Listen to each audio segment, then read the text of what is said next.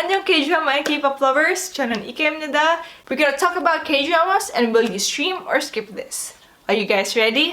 Let's get it! 가자!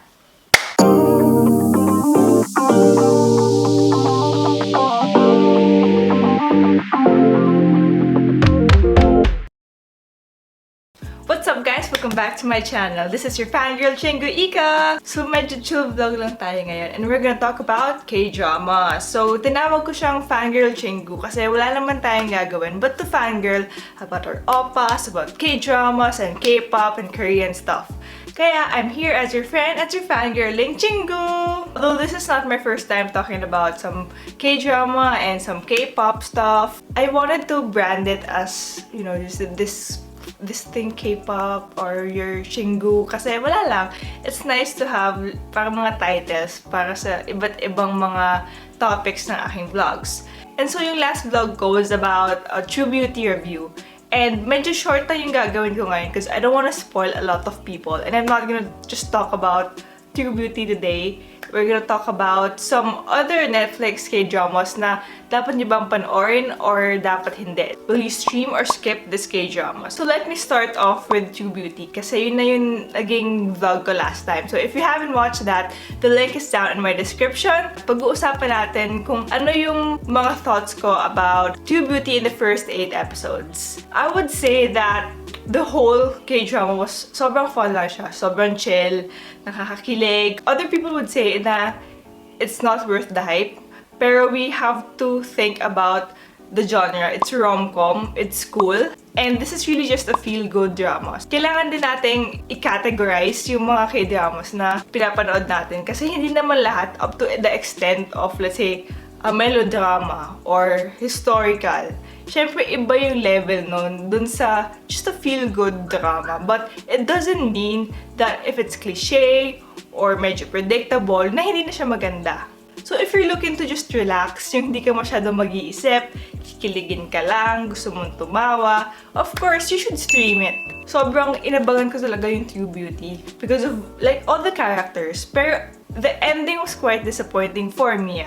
After everything that happened, I just felt like it was abrupt. It's kulang, may kulang. So, I feel like there's a season 2. I still think that you should stream it. First of all, a lot of lessons about being yourself, about insecurities, about being accepted, about gaining friends. Youth problems siya, youth problems na you would relate to.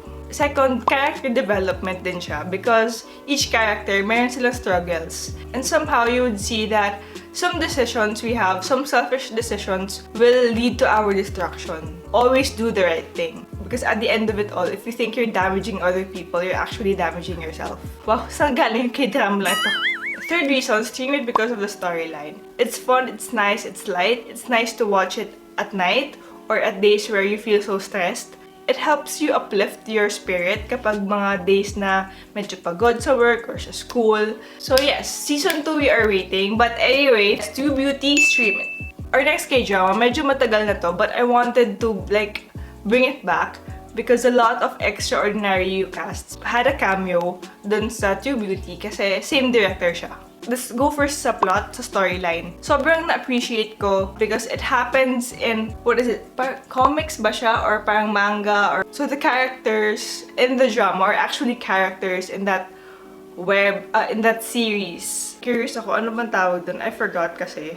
Sabi naman ni Wikipedia, so comic world siya. Okay. So basically, gumagalaw lang sila based on what the writer wants. Some characters, they don't want their personality or they don't want the character that the writer gave to them. The story revolves around changing your fate because you don't like the character na binigay sa'yo ng writer.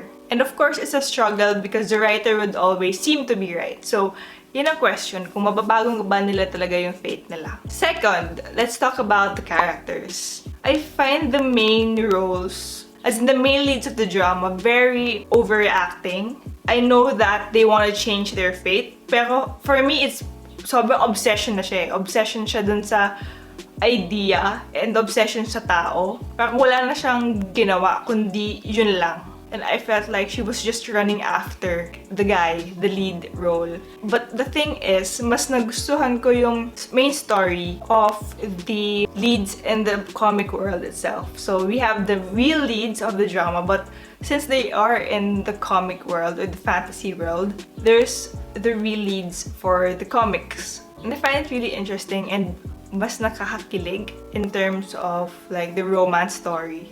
Third element would be cinematography. It's nice, but there's nothing new to it. So with all these elements, should you stream or skip? I would say that even though I'm not into the main leads, I would still stream it. The storyline is good. The characters, they have different personalities. We all have our different perspectives, diba? Baka magustuhan nyo naman yung mga lead. What I like about it is it makes you think not about the romance, but what is actually happening. You would really think what would happen next. I don't want to spoil it so just you'll get what I mean if you watch it. Next one would be Lovestruck in the City. It's Ji Chang-wook and Kim Ji-won. So this is a power couple and sobra yung hype niya. Because, come on, this duo, individually, they're very popular. They're Hallyu stars talaga. So, if you combine them, sobrang powerful. From the posters, to the script reading, trailers, to the behind the scenes, sobra yung hype niya. First one, let me tell you about storytelling. It's not the typical K-drama. This is more of a documentary. So, my question na itatanong sa kanila, yung answer nila, yun yung story. There would be some flashbacks. At first, it was quite interesting. But what I realized, people like K-drama because it gives us a slow progress in the relationship. The stranger to developing feelings, like courting the girl, dun sa naging sila. We like that process. But here kasi, it's more of, ito yung important scenes. Ito yung important aspects na kailangan mong malaman. Which in normal K-dramas, we watch even the slightest unimportant scene and somehow you would see na actually importante pala siya. It gives fluidity, hindi siya abrupt. It gives us some time to process kung ano yung mangyayari next. So that's how the story is being told. Now that we know that, let's talk about the plot. The story kasi is basically about these two people. They were so happy together. It was more of a paradise thing. And then we come to the realistic side where everything seems to be like a mistake. And that's where they answer the questions and the flashbacks happen and eventually, of course, fate again would lead them back together. I think that it's a very simple plot, but it was given to us in a very heavy way. Although it says it's rom-com, I didn't feel much of the funny side. More of romance and romance and romance. And I also felt na medyo westernized siya. It's like a 0 to 100 really quick. I'm not saying I don't like it, but I miss the K-drama feel of the cuteness. So what we like about K-dramas are even the little things. Because even though in like quite heavy dramas, they start off somehow with cute stuff. And then eventually lead to more intimate scenes. But this was like intimate scenes agad. And intimate scenes everywhere. Next one, the third element would be the characters. The thing that I like here in the drama is how different they are and how they are mysteriously connected to each other. Fourth element I want to talk about is cinematography. I really love the cinematography and the editing, the filter here. Some scenes, some angles were very creative. So it was more of a split for me. So I would say I didn't like the storytelling and plot, but I love the characters and the cinematography. Is this a stream or a skip drama? I would say, even though I'm a big Ji Chang-wook fan, I would skip it. To be honest, at first kasi it was very interesting. Iba yung storytelling, but as you go along with the story, it didn't give me the feeling that I wanted to watch the next episode. Probably finish it because of the actors and probably finished it because I started it and I just wanted to finish. Sayang naman, diba? Our last one is part of the top 10 Philippine shows. Bago kasi siya sa Netflix pero matagal na siyang tapos. 18 Again. And this is a remake of 17 Again. And it's a Hollywood film starring Zac Efron. Tama ba? Tama naman, Zac Efron naman. Hindi naman Troy Bolton ang pangalan niya, diba? Zac Efron.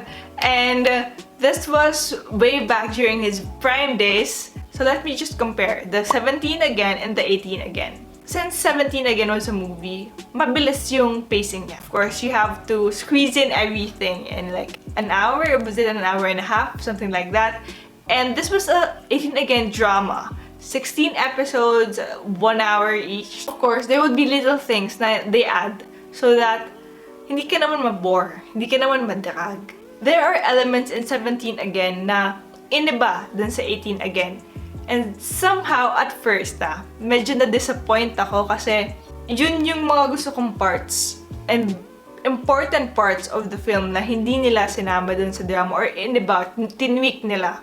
So, medyo nawalan ako ng gana because they weren't able to give justice to it. But this is a remake, of course. They had their own twist to it. As I keep on watching the drama, ang galing ng mga twists nila. And to create their own story for the characters there. I would say that the storyline was inspired by 17 again. Ang daming iba dun sa 18 again. And I like it. I really like it. At first, I was like, why? Why did you like not do this? Or why did you remove this important scene? It's giving way to a whole new different story that make your minds blown. So sa mga remakes kasi, diba, mostly, alam mo na yung mangyayari. But here, you actually don't know, like, what's gonna happen next. So, you wanna keep on watching more and more and more. Not just sa main characters, pero sa lahat ng characters. Kasi sobrang colorful, bawat isang character na nandun sa storyline na yun. Second one I want to talk about would be the characters. Let me start off with Zach's role. That was like a very Troy Bolton thing, diba? Basketball player again, and very popular. His image was super cool. Parang hindi siya tumanda. Magaling kasi ang ball handling ni Zac Efron in real life. And I was expecting the same in 18 again. Here he was really good, but the image of Zac was way too high. But I love how Woo-young just portrayed the role. His personality was really of the father already, and his age, he was just really in a body of an 18-year-old. His image was not so cool, but it was more realistic. The other characters were just really so powerful also. There were some characters na they made for only this drama na wala naman sa 17 again. Just made everything really colorful. No second lead in 17 again. I'm very torn because I really like the second lead here. Like, the chosen actors were very spot on. Ang galing nila i-portray ng character nila. Third element would be the cinematography. Compared to 17 again, this is way back Hollywood, but it was like above and beyond how I imagined the remake to be. And because of that, I think in all aspects, somehow, it's all positive. So of course, yes, you should stream it. So yeah, those are 4 K-dramas na pinag-usapan natin. Just to recap, True Beauty, although it's not in Netflix, stream. Second one, Extraordinary You, stream. Third one, this is probably the only skip I have, Lovestruck in the City, skip, so sorry. And the fourth one would be 18 again, yes, stream. K-drama lovers and chingus out there, comment down below if you have your thoughts about the K-dramas na sinabi ko. Maybe you don't agree, maybe you agree. So comment down below kung ano yung mga yon, and I would love to read them. Let's start a conversation. Kahit i-bash nyo ako kasi like skinip ko yon or may sinabi kong hindi maganda, like comment down below. I wanna know. Also, if you want me to like give a review or give a stream and skip K-dramas, comment them down below also, para mapanood ko sila. If you want to see more of my videos, subscribe to my channel. This has been your fangirl Chingu Ika. See you guys in my next vlog. Annyeong!